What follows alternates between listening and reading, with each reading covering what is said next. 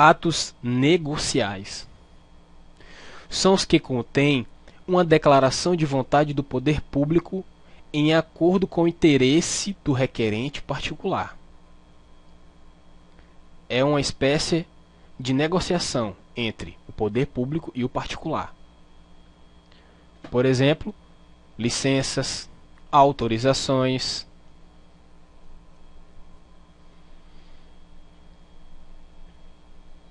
Atos punitivos são os que impõem sanções àqueles que infringem disposições legais, regulamentares ou ordinatórias dos bens ou serviços públicos.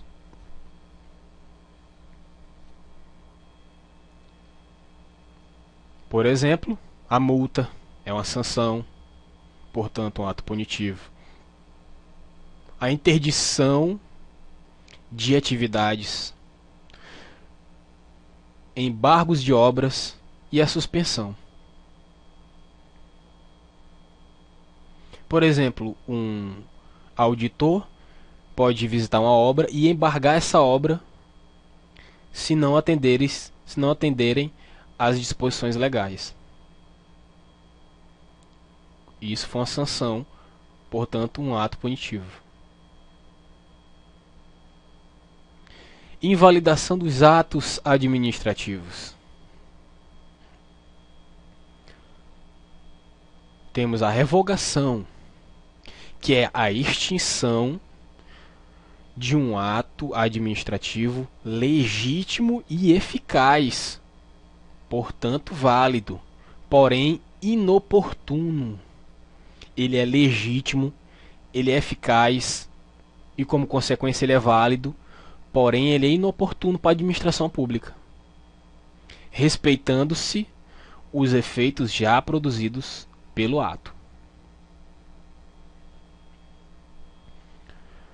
A outra modalidade é a anulação. A anulação é cabível quando o ato for ilegal ou ilegítimo. É o contrário da revogação. A revogação, o ato ele é legítimo e eficaz, válido, portanto, porém ele é inoportuno apenas. Já na anulação não, o ato é ilegal ou ilegítimo, fere a legislação do nosso país.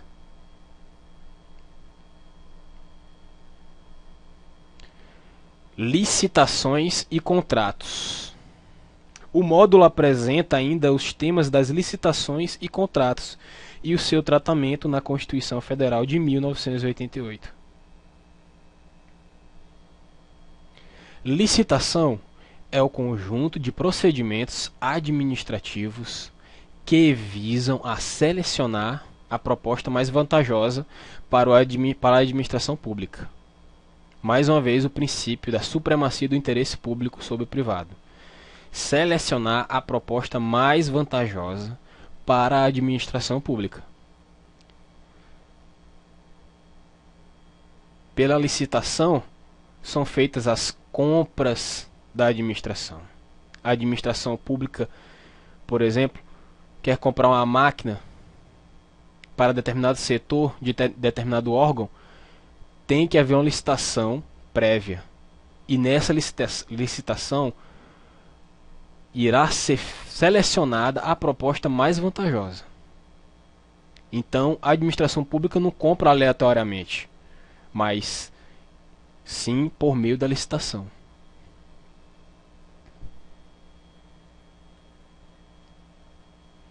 Contrato consiste no acordo entre duas ou mais pessoas sobre o mesmo objeto ou com o mesmo objetivo. É o ajuste que a administração pública firma com o particular ou outro ente público na busca do interesse coletivo. Sempre buscando o interesse da população, da sociedade, o interesse coletivo.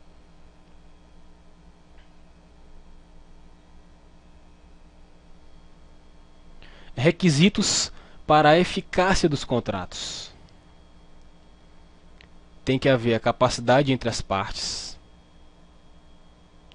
O objeto tem que ser lícito, logicamente. Tem que ser de acordo com a lei. A forma tem que ser juridicamente legal. Não pode ser uma forma aleatória. Controle da administração pública.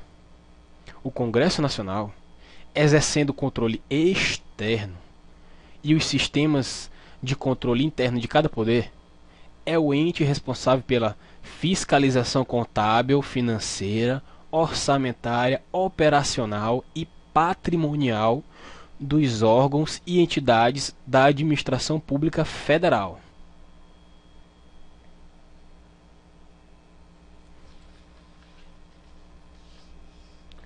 O servidor público na Constituição Federal. Temos a figura dos estatutários. São os que possuem cargos. Por exemplo, os servidores públicos federais são regidos pelo Estatuto dos Servidores Públicos Federais, a Lei 8.112, de 90. Empregados públicos possuem empregos. Aqui temos as relações trabalhistas da CLT, Consolidação das Leis do Trabalho. São os empregados públicos. Servidores temporários possuem função. Os estatutários possuem cargos. Os empregados públicos possuem empregos. E os servidores temporários, função. Isso de maneira simplificada.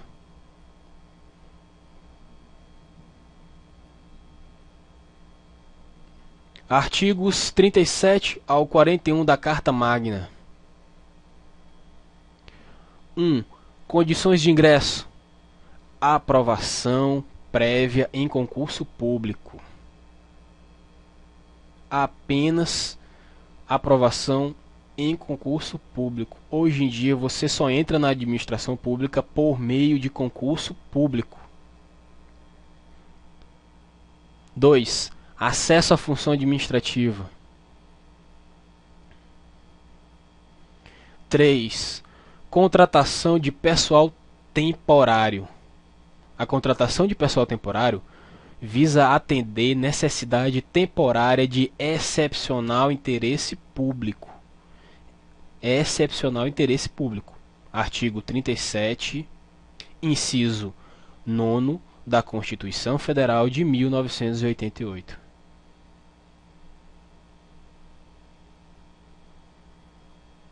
Portadores de deficiência. Portadores de necessidades especiais seria o termo mais adequado.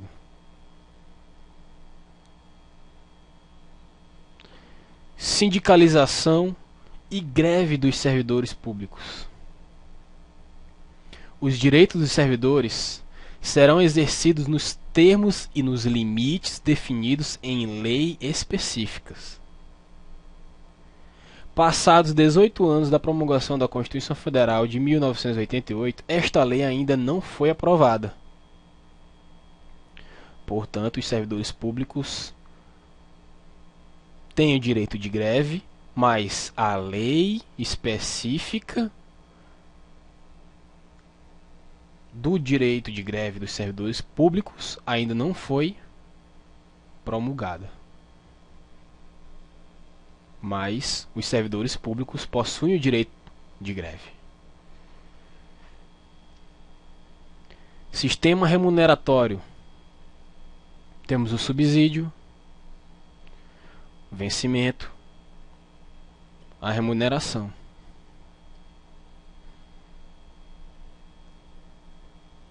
Irredutibilidade de vencimentos e subsídios. Os vencimentos e os subsídios eles não podem ser reduzidos. Regra geral. Vedação de acumulações remuneradas. Não pode haver acumulações remuneradas, não podem haver. Aposentadoria. pensão e seus proventos. Temos a invalidez permanente, compulsória ou voluntária.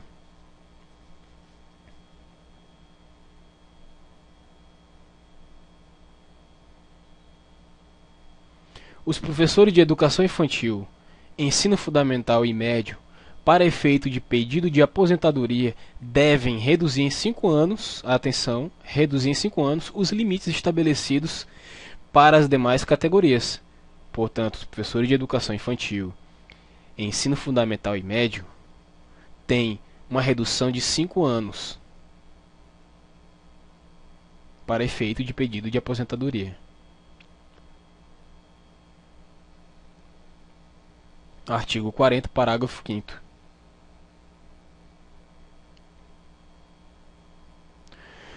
Uma breve história da administração pública no Brasil. Por fim, o módulo traz um breve relato da história da administração pública no país, desde 1530, passando pelos governos gerais, quando o Brasil ainda era colônia de Portugal.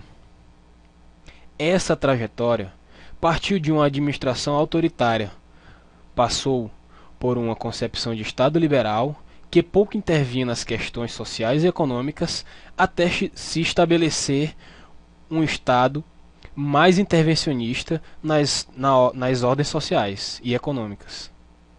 O quadro da administração tem crescido principalmente quando a tendência às privatizações deixou de ser força no Brasil.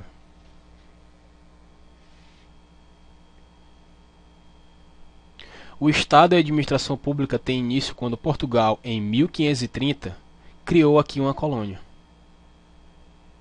Em 1549, chegava ao Brasil o primeiro governador-geral, Tomé de Souza. De 1822 a 1930, as ações da administração pública no Brasil eram, em geral, de baixa complexidade.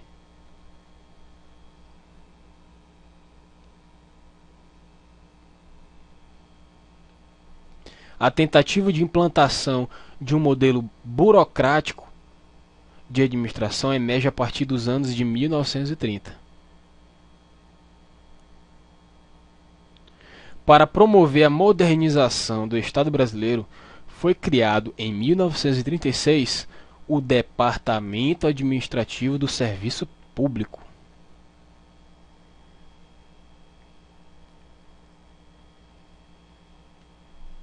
Em 1947, o Plano SALT, primeira tentativa de eliminar os chamados, na época, pontos de estrangulamento da administração pública.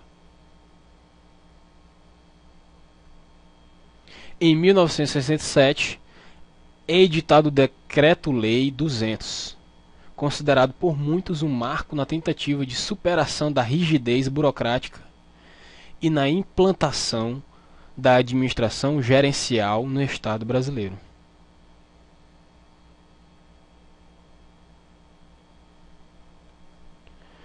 A criação do Ministério da Desburocratização no início dos anos 80 foi mais uma tentativa de reformar a burocracia, objetivando revitalizar e agilizar as organizações do Estado. O discurso da reforma administrativa, sob a ótica liberal, é retomado e assume uma nova dimensão a partir de 1994, quando da eleição de Fernando Henrique Cardoso como presidente da República do Brasil. Em 2006, foram realizados concursos para milhares de cargos de docentes e técnicos nas universidades públicas, interrompendo uma forte tendência à privatização da educação superior, vigente desde a década de 1980. Fim da unidade 4. Muito obrigado.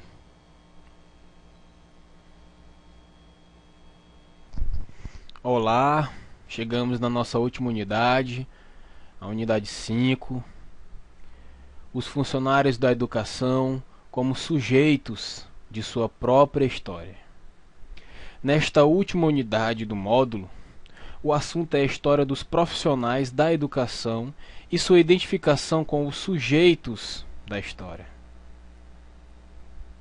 A educação, no sentido formal e sistematizado, tem início no Brasil em 1549, quando aqui aportaram os missionários da Companhia de Jesus.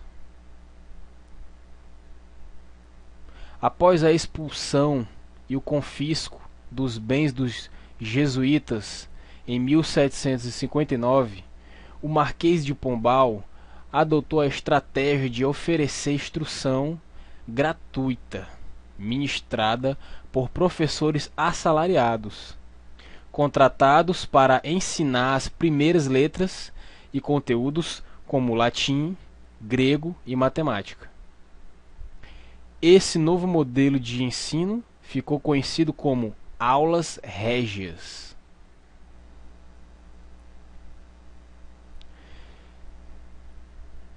Segundo Monlevade, em 1996, os professores começaram a fundar suas associações de classe, em sua maioria a partir de 1945.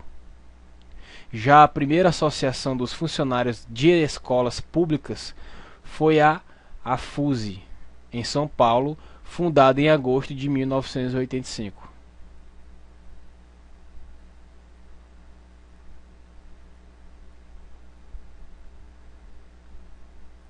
A partir da promulgação da Constituição Federal de 1988, que permitiu a sindicalização de todos os funcionários públicos, ocorreu crescimento e consolidação da instância de luta de todos os servidores públicos.